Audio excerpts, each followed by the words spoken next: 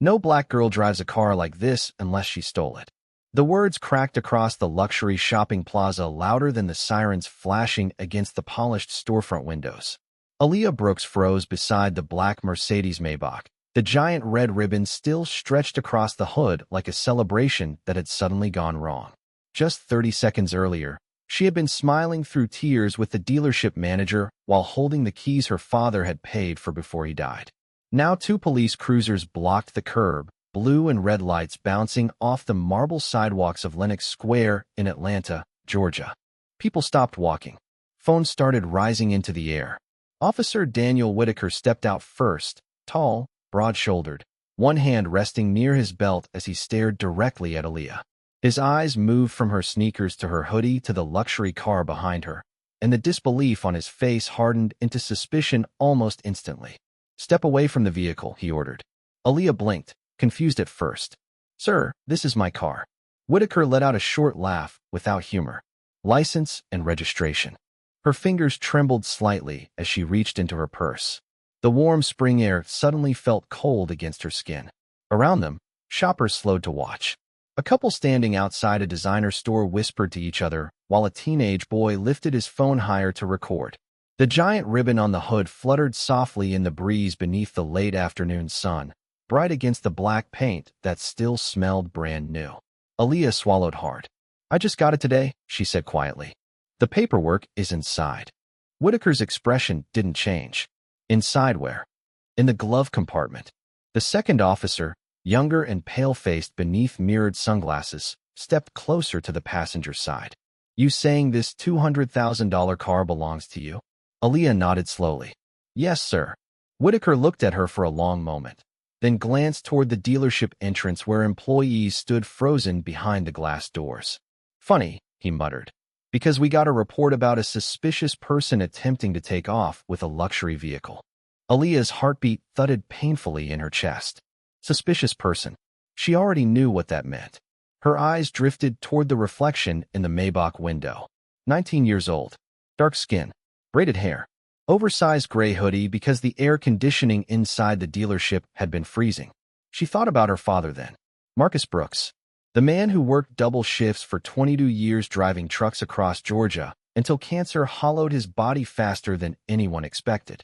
He had ordered this car 6 months ago after promising her, "One day you're going to know what it feels like not to be overlooked." She tightened her grip around the keys in her hand. "Sir," she said carefully, "my father bought this car for me before he passed away." For half a second, silence settled over the plaza. Even the fountain nearby seemed quieter. But Whitaker only stared at her like he had already decided who she was before she ever opened her mouth. Then he pointed toward the pavement beside the curb. "Put the keys down slowly and step back from the vehicle." Aaliyah looked down at the key fob resting in her palm for one long second before carefully lowering it onto the warm concrete beside her sneaker. The metallic click echoed louder in her head than it should have. Around her, the shopping plaza buzzed with quiet murmurs and distant traffic, but all she could really hear was her own breathing growing uneven inside her chest. Officer Whitaker kept his eyes locked on her, as if any sudden movement would confirm the story he had already built in his mind. "Step back farther," he said firmly. Aaliyah obeyed without argument, taking 2 slow steps away from the Maybach. The giant red ribbon stretched across the hood moved softly in the breeze, absurdly cheerful against the tension thickening around the scene. Somewhere behind the growing crowd, someone whispered, "That is the girl they said stole it." Another voice answered quietly, "She looks like a kid." Aaliyah felt every stare land on her skin like heat. The younger officer opened the driver's side door and leaned into the car while Whitaker kept questioning her. "Where did you get the money for this vehicle?" he asked. The question hit harder than she expected, not because of the words themselves, but because of the assumption underneath them. Aaliyah lifted her chin slightly. "My father bought it." Whitaker glanced briefly toward the luxury badge on the hood before looking back at her. "What did your father do?" "He was a truck driver." The officer's eyebrows rose just enough for her to notice. Not dramatically, just enough. "A truck driver bought you a Maybach?" Aaliyah felt her throat tighten. She hated that tone, the one that made people sound polite while stripping dignity away piece by piece. "He owned a logistics company later," she explained quietly. "He started with one truck. Then he built his business. Whitaker did not respond immediately. His jaw shifted slightly as he studied her face, like he was searching for cracks in her story. The younger officer suddenly stepped back out of the car, holding a white envelope. "Registration papers," he announced. Aaliyah let out a small breath of relief too early. Whitaker took the envelope, opened it slowly, and scanned the documents while the crowd leaned closer. For one hopeful second, Aaliyah thought this nightmare would finally end. Then Whitaker's expression hardened again. "These papers say the owner is Marcus Brooks." The relief vanished from her body instantly. "That is my father," she said. "He passed away 3 weeks ago. The title transfer appointment is next Tuesday." Whitaker looked at her silently. Behind him, blue lights continued flashing against the polished windows of designer stores. A little girl standing beside her mother stared openly at Aaliyah with wide, confused eyes. "So the car is not legally in your name yet," Whitaker said at last. "It was left to me," Aaliyah answered quickly. "The dealership knows me. They just handed me the keys." The officer looked toward the dealership entrance again, where several employees remained frozen behind the glass. None of them had stepped outside yet. None of them had spoken. Aaliyah suddenly realized how alone she looked standing there surrounded by uniforms and strangers recording her worst moment. Whitaker folded the paperwork back into the envelope carefully. "Until ownership is officially transferred," he said in a calm voice that somehow felt colder than shouting. "I need you to come with us while we sort this situation out." Aaliyah stared at him in disbelief. "You think I stole my dead father's car?" The officer did not answer directly. He simply reached for the radio clipped to his shoulder while cameras continued recording from every angle around them. Aaliyah stood perfectly still as Officer Whitaker spoke into the radio clipped near his shoulder, his calm voice carrying across the plaza while strangers continued filming from every angle. "Possible vehicle theft investigation," he said. "Owner deceased. Subject currently in possession of vehicle pending verification." Subject. Not daughter. Not grieving teenager. Just subject. The words settled heavily in Aaliyah's stomach. The younger officer shifted beside the open driver's door, glancing between her and the paperwork as if he still expected the story to suddenly stop making sense. Around them, the late afternoon sunlight reflected sharply off the dealership windows, forcing people to shield their eyes as they whispered and watched. Aaliyah could feel the pressure building around her like heat trapped under glass. She folded her arms tightly across her chest, more to steady herself than anything else. 3 weeks ago, she had been sitting beside her father in a hospital room that smelled like disinfectant and stale coffee while machines hummed softly through the night. Marcus Brooks had looked smaller than she had ever seen him, his once powerful shoulders swallowed by the thin hospital blanket.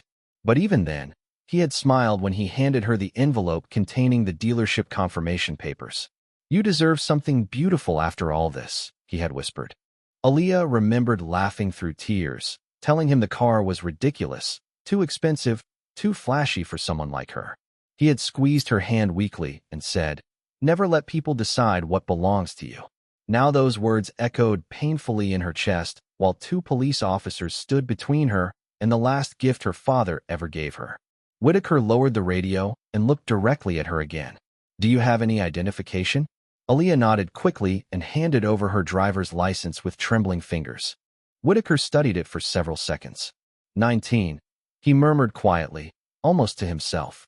The younger officer gave a small whistle beneath his breath while looking back at the Maybach. Aaliyah hated that look too. The one people gave when they saw luxury attached to someone they thought should not have it. "I attend Spelman College," she said suddenly, desperate to sound credible somehow. "I have student records. I can call my attorney." Whitaker barely reacted. "You already have an attorney?" Aaliyah realized immediately how bad that sounded to him. "My father's attorney," she corrected softly. "He handles the estate." But the damage was already done. Whitaker's expression shifted into something colder, more suspicious, like every answer she gave only deepened his belief that something about her did not fit.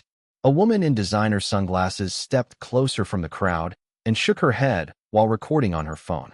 "This is crazy," she muttered, though Aaliyah could not tell whether she meant the situation or the sight of her standing there. Somewhere nearby, a car horn blared in traffic.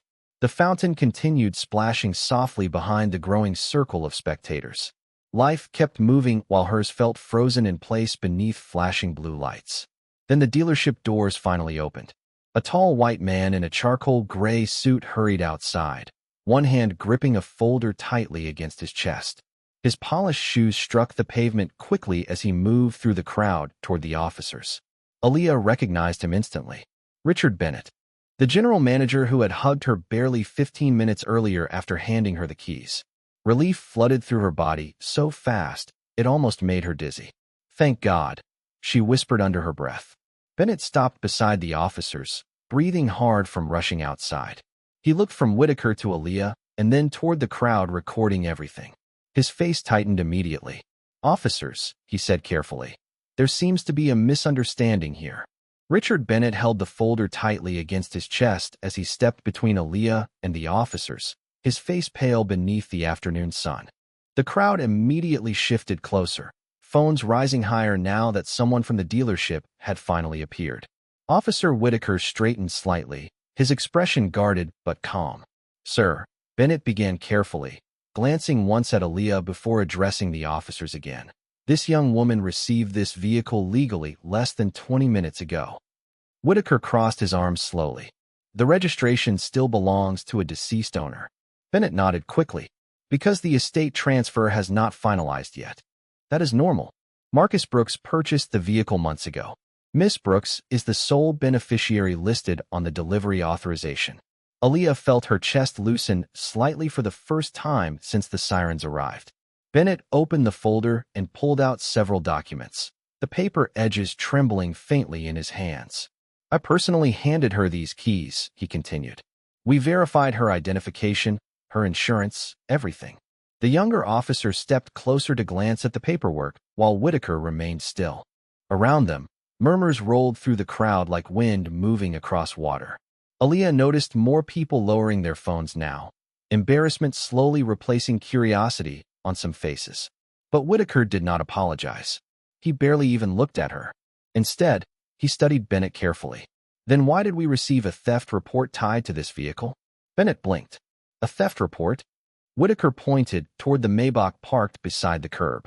Anonymous caller stated a suspicious individual was attempting to leave the property in a recently delivered luxury car. Bennett's face shifted instantly. Confusion first, then frustration. "That is impossible," he said sharply. "No one from my staff reported this." Aaliyah watched Whitaker closely. Even now, even with proof sitting inches from his face, the officer looked reluctant to let go of the version of events he had already decided was true. The sunlight flashed across his badge as he exhaled slowly through his nose. "We still had a duty to investigate." Aaliyah stared at him in disbelief. Investigate. Such a clean word for something that had left her humiliated in front of hundreds of strangers. Her eyes drifted toward the reflection in the dealership glass again. The blue police lights still washed over her face and pulses, making the scene look unreal, almost cinematic. Bennett handed over another paper quickly. "This is the delivery release signed at 2:14 this afternoon. You can see her name right there." Whitaker finally accepted the documents. The plaza grew strangely quiet while he scanned the page. Somewhere nearby, a fountain splashed softly beneath the distant sound of traffic moving through Atlanta streets. Aaliyah could hear her own heartbeat again. Then the younger officer spoke quietly beside him. "Everything checks out." Whitaker remained silent for several seconds too long. The crowd waited. Aaliyah waited. Even Bennett looked tense now, jaw tight beneath the sharp lines of his gray suit. Finally, Whitaker handed the papers back without meeting her eyes directly. "Looks like there was confusion regarding the ownership transition." Confusion. The word landed like a stone in Aaliyah's stomach. Not accusation. Not humiliation. Just confusion. She looked down at the key fob still lying on the pavement where she had been ordered to place it earlier. Dust clung lightly to the silver emblem now. For some reason, that hurt more than anything else. Bennett bent quickly to pick it up and gently placed it back into her trembling hand. "Miss Brooks," he said quietly enough that only she could hear, "I am so sorry." Aaliyah closed her fingers around the keys, but said nothing. Because across the plaza, dozens of phones were still recording. And Officer Daniel Whitaker still had not apologized. Aaliyah wrapped her fingers tightly around the keys as the crowd slowly began to break apart, though many people still lingered nearby, pretending to browse storefront windows while secretly watching her. The flashing blue lights continued washing over the polished black surface of the Maybach, turning the luxury car into something that no longer felt beautiful. Just 15 minutes earlier, it had looked like a promise from her father. Now it felt contaminated by suspicion and humiliation. Richard Bennett adjusted his tie nervously and looked toward Officer Whitaker again. "I believe this matter is resolved," he said carefully, his voice carrying the strained politeness of someone trying to end a public disaster. Whitaker nodded once, already turning slightly toward his cruiser. "We responded based on the information we received." There it was again. Another clean sentence. Another attempt to reduce everything that had just happened into procedure. Aaliyah stared at him silently, her chest tight beneath the gray hoodie. She wanted to scream. Wanted to ask why no one questioned whether the car belonged to her until they saw her skin standing beside it. Wanted to ask why the officers never approached the dealership manager first. Why they never paused long enough to consider that maybe a grieving 19-year-old black girl could actually belong in front of a luxury dealership without being treated like a criminal. But the words stayed trapped behind the ache rising in her throat. Whitaker reached for the passenger door of his cruiser while the younger officer followed beside him. Then a voice suddenly cut through the plaza from somewhere behind the crowd. "No apology?" The officer stopped. So did everyone else. A middle-aged black woman stepped forward holding her phone up at chest level, the recording light still glowing red on the screen. "You embarrassed that girl in front of everybody," she continued firmly. "You made her put her keys on the ground like she did something wrong." The plaza grew quiet again. Even the traffic noise from the nearby street seemed distant now. Whitaker's shoulders stiffened slightly before he turned back around. "Ma'am," he replied evenly. "We followed standard protocol." The woman shook her head slowly. "Funny how protocol always seems to happen to us." Several people nearby murmured in agreement. Aaliyah lowered her eyes for a moment, overwhelmed by the sudden weight of strangers seeing her pain so clearly. She hated crying in public. Her father used to tell her dignity mattered most when people expected you to lose it. So she kept her face calm even while her heartbeat pounded painfully behind her ribs. Bennett stepped closer beside her and lowered his voice. "Miss Brooks, perhaps we should get you inside for a moment." But Aaliyah barely heard him, because Whitaker was looking at her again now. Not with suspicion this time. Something else. Discomfort maybe. Or the beginning of realization. Yet still no apology came. The officer simply adjusted his radio and said, "You are free to go." Free to go. As if freedom had been his to hand back in the first place. Aaliyah slowly lifted her eyes to meet his. The late afternoon sun reflected sharply across the gold trim of his badge, while cameras remained pointed at both of them from every direction. "Officer," she said quietly, her voice steady despite everything. "You never asked if the car belonged to me. You only asked how someone like me could afford it." Whitaker opened his mouth slightly, but no words came out. Around them, the silence deepened. The younger officer looked down at the pavement uncomfortably. Somewhere behind the crowd, a store employee lowered a security gate with a metallic rattle. Aaliyah took one slow breath and continued. "My father worked his whole life for that car. And before today even ended, you turned his last gift into the worst moment of my life." Whitaker's jaw tightened, but still he said nothing. Then Aaliyah looked down at the key fob in her hand one last time before walking toward the driver's side door of the Maybach. The giant red ribbon still rested across the hood exactly where her father had imagined it would. Aaliyah slid into the driver's seat slowly, closing the door with trembling hands as the noise outside became muffled beneath the thick, insulated glass. For the first time since the police lights appeared, silence wrapped around her completely.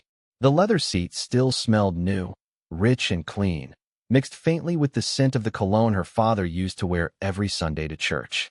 Her fingers tightened around the steering wheel while the giant red ribbon stretched across the hood outside the windshield like something from another life. Beyond it, people were finally beginning to walk away. The crowd dissolved little by little beneath the fading Atlanta sunlight, but Aaliyah still felt their eyes lingering on her skin, on the car, on the memory of what they had just witnessed. She leaned her head back against the seat and shut her eyes for one long second. Her chest hurt, not from fear anymore. From exhaustion, grief layered on top of humiliation until she could barely tell them apart. Outside the car, Officer Whitaker stood beside his cruiser speaking quietly with the younger officer, but their voices could not reach her anymore. Through the windshield, They looked distant now, smaller somehow beneath the blinking red and blue lights. Aaliyah stared at them silently before looking down at the key fob resting in her palm. The silver Mercedes emblem caught the last gold rays of sunlight slipping between the tall buildings surrounding the plaza. She remembered sitting beside her father during one of his chemotherapy appointments months earlier while he scrolled through photos of luxury cars on his tablet, like a little kid dreaming out loud. "This one," he had said with a grin, pointing at the exact black Maybach now parked outside. Aaliyah had laughed at him then. "Daddy, that thing costs more than a house." Marcus Brooks only shrugged weakly beneath the pale hospital blanket. "Maybe, but after all those years driving 18-wheelers through snowstorms and sleeping at truck stops, I want my daughter stepping into something soft." Her throat tightened instantly at the memory. Soft. That was the word he used. Not expensive, not flashy, just soft. Like he wanted the world to feel gentler toward her than it had ever been toward him. Aaliyah lowered her gaze to the passenger seat, where the dealership gift bag still rested untouched beside a framed photograph Bennett had placed there earlier. Her father smiled back at her from the picture wearing his old navy blue trucking jacket, one hand resting proudly on the hood of the same car before it had even arrived. The sunlight in the photo caught the gray strands in his beard. He looked tired but happy. Alive. Aaliyah's eyes blurred slightly. She reached over carefully and traced the edge of the frame with her fingertips. "I tried, Daddy," she whispered softly into the quiet cabin. "I really tried to enjoy this." Outside, the police cruisers finally began pulling away from the curb one at a time.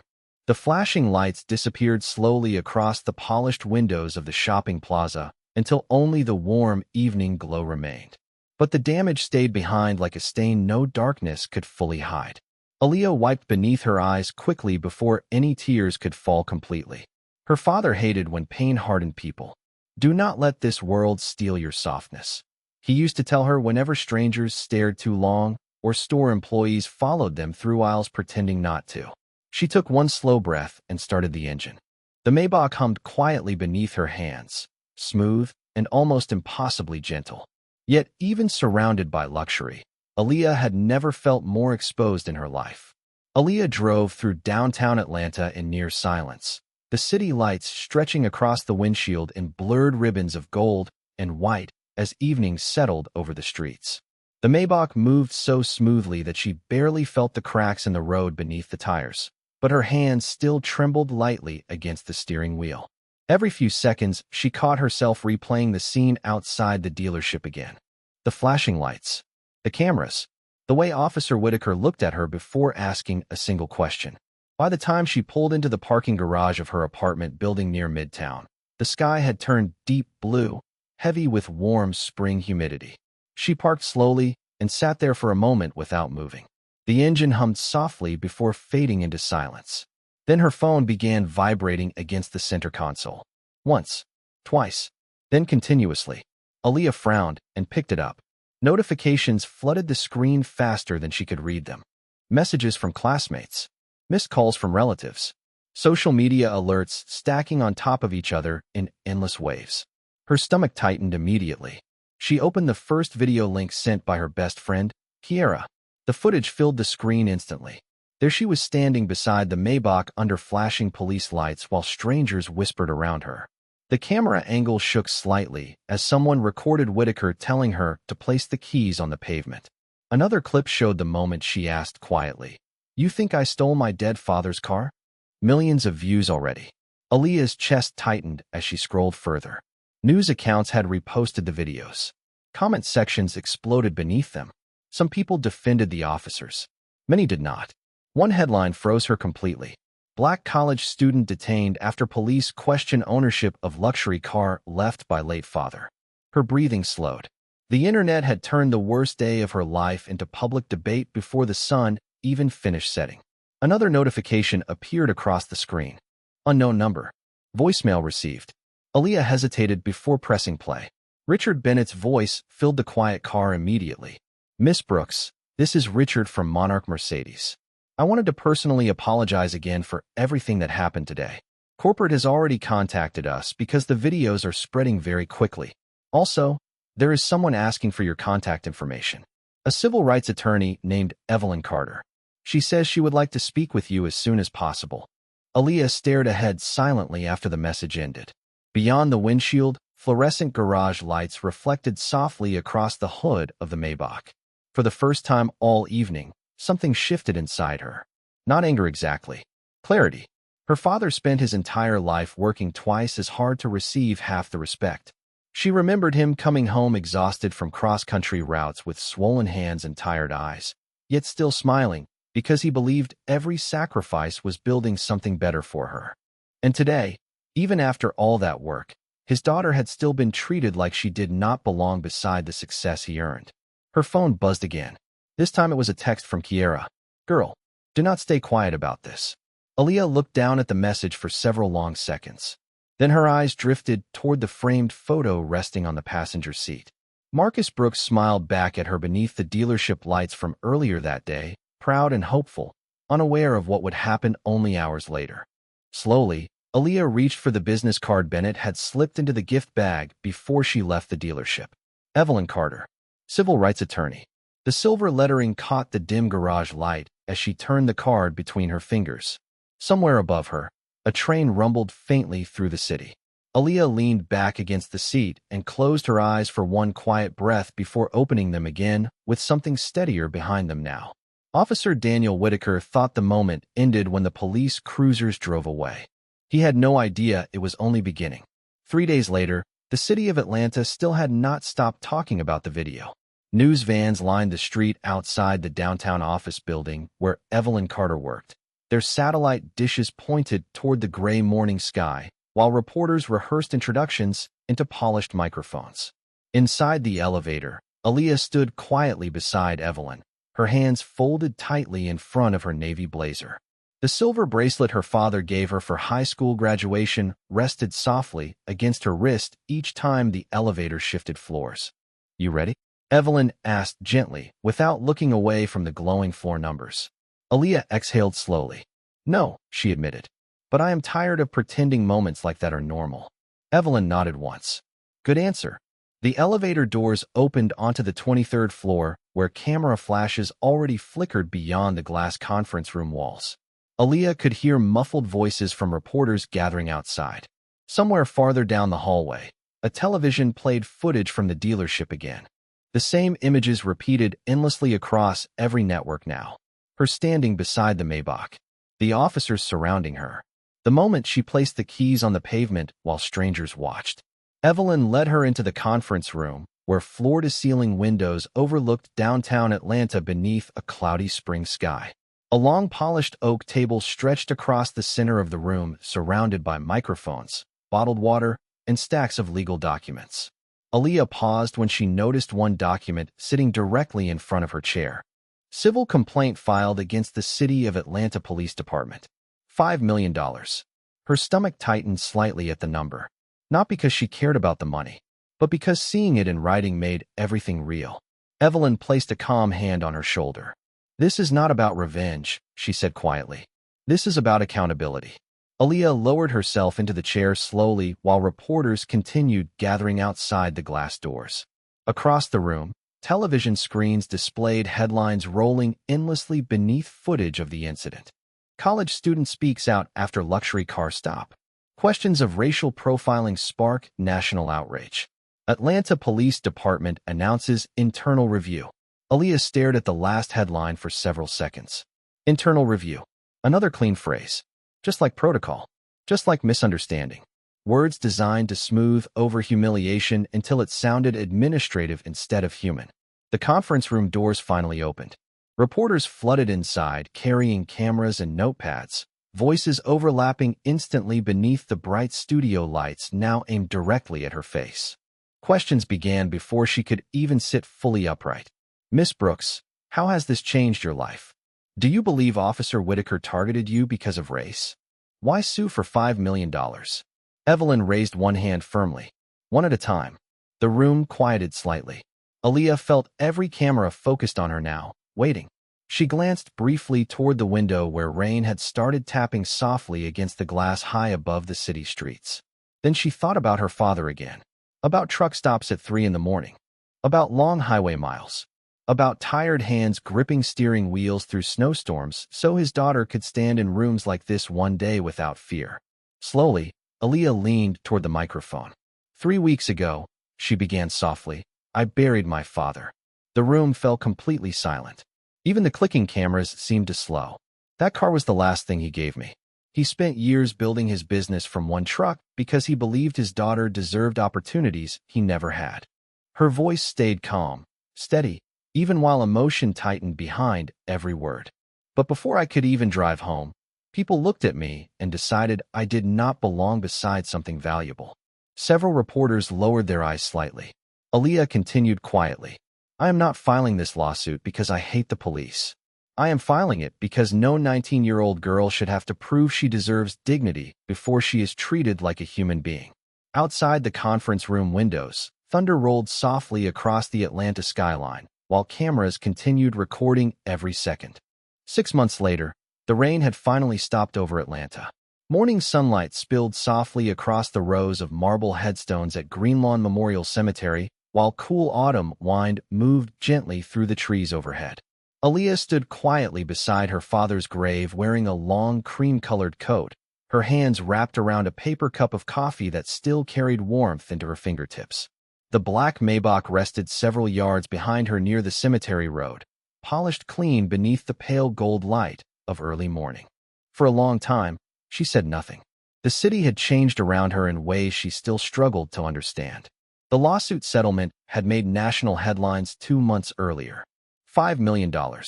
Officer Daniel Whitaker resigned shortly after the internal investigation concluded, though his public statement never fully admitted wrongdoing.